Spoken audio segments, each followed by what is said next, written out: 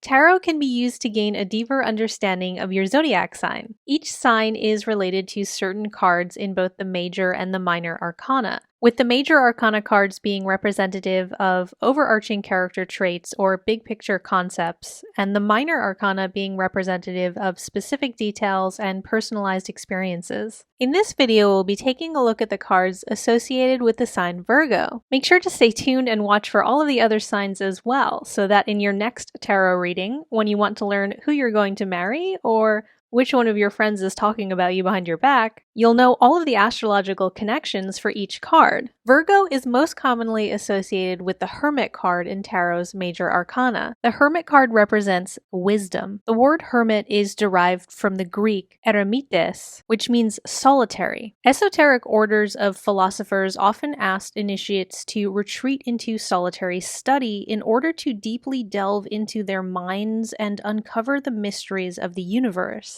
As such, Virgo is on a mission to investigate the intricacies of existence. This is a noble path, and one that few are capable of walking. It is Virgo's unique combination of strong intellect and mental groundedness that gives this sign the abilities necessary to tackle such important endeavors. Virgo is also tangentially represented by the Magician due to this card's association with Mercury, your planetary ruler. This is a card of the Master Alchemist, mixing different elements and materials in order to discover all the possibilities you can create. You like tinkering, stirring things up, and keeping things moving. Magic is ultimately about energetic flows. The Magician card shows that you are in tune with these currents, adapting with them as necessary, and harnessing their power. Now we'll move on to the Minor Arcana, which is arguably way more fascinating. It was ancient Egyptian astrologers who subdivided each zodiac sign into 3 sections, with distinctive energies that offer more nuance than the overarching generalizations that can be made about an entire sign. These sections were then later assigned associations with specific cards in Tarot's Minor Arcana. If you're watching for your sun sign,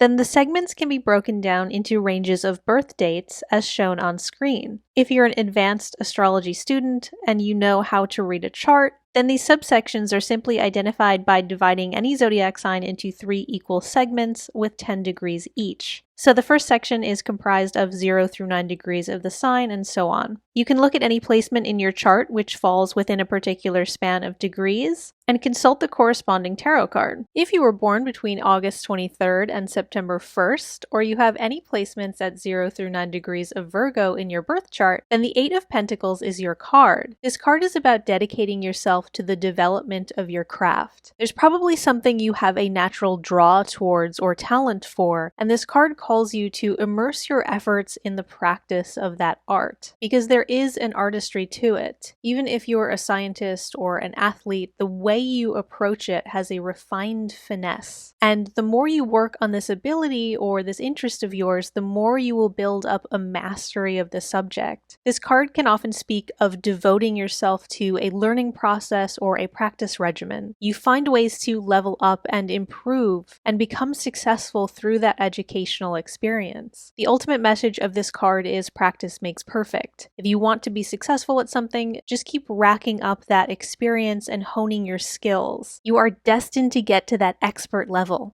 If you were born between September 2nd and September 12th, or you have any placements at 10 through 19 degrees of Virgo, then the 9 of Pentacles is your card. This card represents self-reliance and self-sustaining qualities. You are very resilient and resourceful. You work hard to earn your success, and honestly, when someone draws this card in a typical tarot reading, it often means you deserve a break. You deserve to take a moment to appreciate how far you've come and everything you have to show for your efforts. Virgo is notorious for feeling like their job is never done. You can always identify something that could be improved. So this card is your encouragement to be a little easier on yourself and pat yourself on the back sometimes. Do something to reward or indulge yourself a little. This card also evokes the earthy, natural beauty surrounding the woman in the image. Perhaps even more so than the first group, you have an artistic flair and an eye for quality.